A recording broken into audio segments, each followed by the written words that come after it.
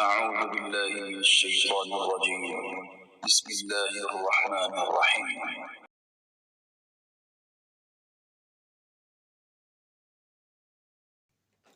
أعوذ بالله من الشيطان الرجيم بسم الله الرحمن الرحیم فتلقى آدم من ربه، حضرت آدم نے اپنے پروردگار سے کلمات چند کلمات سیکھ لیے۔ فتاب علیہ، سو اللہ تعالیٰ نے ان کی توبہ قبول کی۔ انہ هو التواب الرحیم، یقیناً وہ بہت توبہ قبول کرنے والا، رحم کرنے والا ہے۔ قلنا اهبطوا منها جميعا، ہم نے کہا کہ تم جنت سے سب کے سب اتر جاؤ۔ فَإِمَّا يَأْتِيَنَّكُم مِّنِّي هُدًى، سو جب میری طرف سے کوئی ہدایت، کوئی رہنمائی تمہارے پاس آئے گی، فَمَن تَبِعَ هُدَايَ، اور جو میری رہنمائی کی پیروی کرے گا، فَلَا خَوْفٌ عَلَيْهِمْ، اس پر نہ کوئی خوف ہوگا، وَلَا هُمْ يَحْزَنُونَ، اور نہ وہ غمگین ہوں گے۔ وَالَّذِينَ كَفَرُوا وَكَذَّبُوا بِآيَاتِنَا، اور جو منکر ہیں اور ہماری آیات کو جھٹلاتے ہیں، اولئک اصحاب النار، یہ جہنمی لوگ ہیں، ہم فیہا خالدون، جہنم میں ہمیشہ ہمیشہ رہیں گے۔ گزشتہ آیات میں حضرت اللہ تعالیٰ نے حضرت آدم علیہ السلام کی اس اجتہادی خطا کا تذکرہ کرتے ہوئے کہا تھا کہ حضرت آدم علیہ السلام نے وہ ممنوع درخت کھا لیا۔ اللہ رب العزت نے انہیں منع فرمایا تھا کہ جنت میں سے جہاں چاہو کھاؤ، فَأَكَلَا مِنْهَا، لیکن حضرت آدم علیہ السلام اور حضرت حوا نے اس درخت سے غلطی سے پھر بھی وہ پھل کھا لیا۔ اس کے نتیجے میں اللہ رب العزت نے انہیں یہ حکم صادر کیا کہ اب آپ کا ٹھکانہ یہ جنت نہیں ہے، اب آپ عارضی طور پر، کچھ وقتی طور پر زمین کے اندر رہو گے، وہاں میرے احکامات کا نفاذ کرو گے، وہاں میری بھیجی ہوئی ہدایت اور شریعت کو نافذ کرو گے، خود بھی اس پر چلو گے اور انسانیت کو بھی یہی پیغام دو گے۔ اللہ رب العزت نے جب حضرت آدم علیہ السلام کو جب یہ حکم دیا کہ اب آپ کا ٹھکانہ جنت نہیں ہے، اب آپ یہاں سے اتر کر زمین پر چلے جائیں، تو حضرت آدم علیہ السلام اللہ کے فراق میں اس شوق کے اندر رونا لگے اور ان کے آنسو بہنے لگے کہ میں تو اللہ کا قرب چاہتا ہوں، اللہ کی محبت اور مودت چاہتا ہوں، لیکن غلطی سے یہ پھل کھا لیا گیا۔ اللہ رب العزت نے آخر ان کی توبہ کو قبول کیا۔ علماء فرماتے ہیں کہ حضرت آدم علیہ السلام دنیا میں سب سے زیادہ وہ انسان ہے جنہوں نے آنسو اللہ کے لیے بہائے ہیں۔ بعض علماء نے 40 سال کی مدت بھی لکھی ہے کہ اللہ رب العزت کے ہاں اتنی دیر تک وہ آنسو بہاتے رہے، روتے رہے۔ ان آیات میں اللہ رب العزت ان کی توبہ کا تذکرہ فرماتے ہوئے کہتے ہیں کہ میں نے کچھ کلمات، کچھ باتیں حضرت آدم کو، اس انسان کو میں نے سکھلا دی تاکہ ان کلمات کے ذریعے یہ مجھ سے توبہ کرے، میری طرف رجوع کرے اور میں اس کے ساتھ رحم اور کرم والا معاملہ کروں۔ وہ کلمات کیا تھے؟ ایک مقام پر اللہ فرماتے ہیں قال ربنا ظلمنا انفسنا وان لم تغفر لنا وترحمنا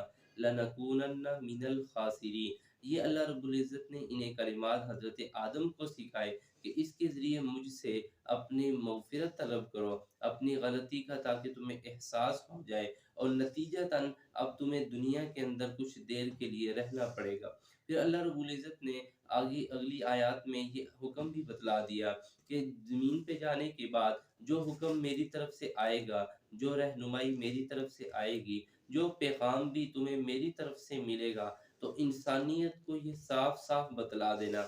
کہ دو ہی راستے ہیں، یا اللہ کا راستہ ہے یا شیطان کا راستہ ہے۔ رحمان کے راستے کو اختیار کرو گے تو دنیا اور آخرت کی کامیابی اور فلاح اور بہبود ہے۔ شیطان کا راستہ اختیار کرو گے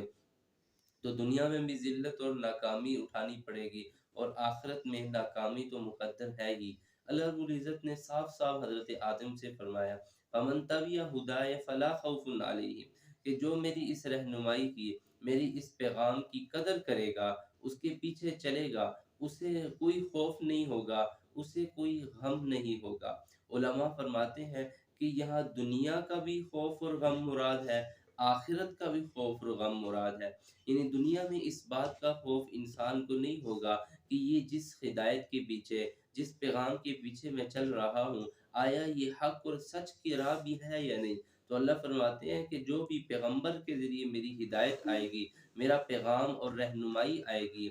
وہ یقیناً 100% حق اور سچ ہوگی، بغیر کسی خوف کے، بغیر کسی شک تشکیک کے اور بغیر کسی شک اور شبے کے تمہیں وہ اختیار کر لینی چاہیے۔ وَلَا هُمْ يَحْزَنُونَ، اور دنیا کے اندر یہ غمگین بھی نہیں ہوں گے، کیوں انہیں اس بات کا احساس ہوگا کہ اگر دنیا کی کوئی چیز ہم سے چھوٹ بھی گئی، کوئی چیز ہم سے جدا بھی ہو گئی، تو اللہ رب العزت اس کے بدلے ہمیں آخرت میں عطا کر دیں گے۔ اللہ رب العزت اس کے بدلے ہمیں بہت سی نعمتیں اور دے دیں گے، کیونکہ ایک ایمان والے کا کام کیا ہے؟ اللہ تعالیٰ نے ایک آیت میں فرماتے ہیں الذین اذا اصابتهم مصیبہ قالوا انا للہ و انا الیہ راجعون۔ اللہ رب العزت صبر کرنے والوں کے بارے میں بتلاتے ہیں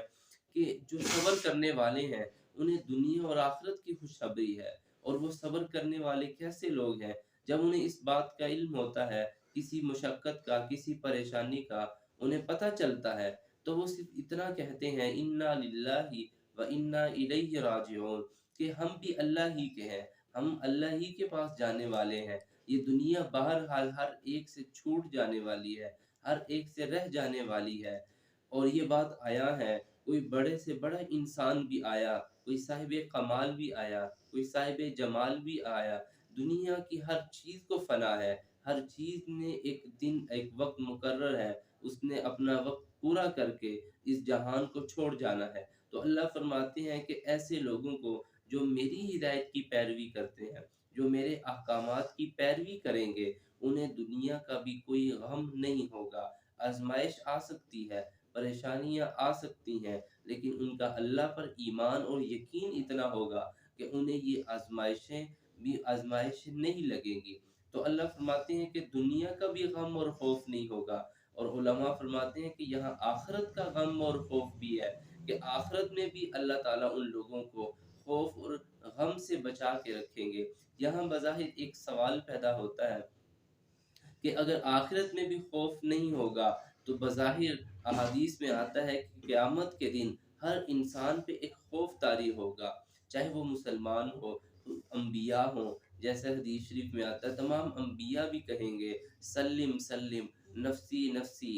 اللہم نفسی نفسی، کہ اللہ آج میری حفاظت فرما لیجئے، آج مجھے محفوظ کر لیجئے۔ تو یہاں اس حدیث سے پتہ چلتا ہے کہ خوف ہوگا۔ تو علماء فرماتے ہیں کہ خوف دو طرح کا ہوتا ہے، ایک خوف اپنے جرم کی وجہ سے، اور ایک خوف بادشاہ کی جلالت شان کی وجہ سے، اس کی عظمت اور اس کے رعب اور دبدبے کی وجہ سے۔ تو انبیاء پر، اولیاء پر، صلحاء پر اور اللہ کے ماننے والوں پر جو خوف ہوگا وہ جرم کا نہیں ہوگا، بلکہ اس عدالت کا خوف ہوگا، اس بادشاہ کی شہنشاہیت اور اس کے رعب اور دبدبے کا خوف ہوگا۔ تو اللہ فرماتے ہیں ان لوگوں کو حقیقت میں جو میری ماننے والے ہیں، میں ان کو خوف اور غم سے دنیا اور آخرت میں بچا کے رکھوں گا۔ اور جو میری بات نہیں مانے گا، جو میری آیات کا انکار کرے گا، جو میرے احکامات کی نافرمانی کرے گا، جو سرکشی اور بغاوت کا راستہ اختیار کرے گا، تو اللہ فرماتے ہیں اولئک اصحاب النار، یہ جہنمی لوگ ہیں۔ علماء فرماتے ہیں اصحاب کا معنی یہ ہے کہ ایک چیز دوسری چیز کے ساتھ چمٹ جائے، اس کے ساتھ لازم ہو جائے۔ تو اللہ فرماتے ہیں اصحاب النار، جو میری آیت کا انکار کرے گا، جو میرے احکام کا انکار کرے گا، جو سرکشی اور بغاوت کا راستہ اختیار کرے گا، کفر اور شرک کا راستہ اختیار کرے گا، وہ جہنم کے ساتھ، اور جہنم اس کے ساتھ ہمیشہ رہے گی، وہ جہنم سے جدا نہیں ہو سکتا، اور ہمیشہ ہمیشہ کے لیے وہ جہنم میں دہکتے ہوئے انگاروں میں سلگتا رہے گا۔ لیکن اگر کوئی صاحب ایمان ہو، جس شخص کے دل میں ذرہ بھی ایمان کی شمع اور حلاوت ہوگی، تو ان لوگوں کو اگر جہنم میں ڈالا بھی جائے گا تو پاک کرنے کے لیے ڈالا جائے گا، صاف کرنے کے لیے ڈالا جائے گا، تاکہ ان کے گناہ سے وہ اپنے آپ کو، چونکہ ملوث کر چکے ہیں، اپنے آپ کو وہ نجاست سے ملوث کر چکے ہیں، ناپاک کر چکے ہیں، تو اللہ رب العزت ان کی ناپاکی کو دور کرنے کے لیے، گناہوں کی نحوست کو صاف اور پاک کرنے کے لیے انہیں جہنم میں ڈالیں گے، پھر پاک صاف کر کے انہیں جنت کی طرف رواں دواں کر دیں گے۔ اللہ رب العزت نے ان آیات کے اندر یہ انسانیت کو پیغام دیا ہے کہ دنیا میں میری مان کے جو چلے گا اس کے لیے خوشخبری ہی خوشخبریاں ہیں، اور جو انکار کرے گا، جو کفر اور شرک کا راستہ اختیار کرے گا، وہ دنیا میں بھی ناکام ہوگا اور آخرت میں ناکامی اس کا مقدر ہوگی۔ اللہ تعالی ہمیں سمجھنے کی توفیق عطا فرمائے۔ وآخر دعوانا ان الحمد للہ رب العالمین۔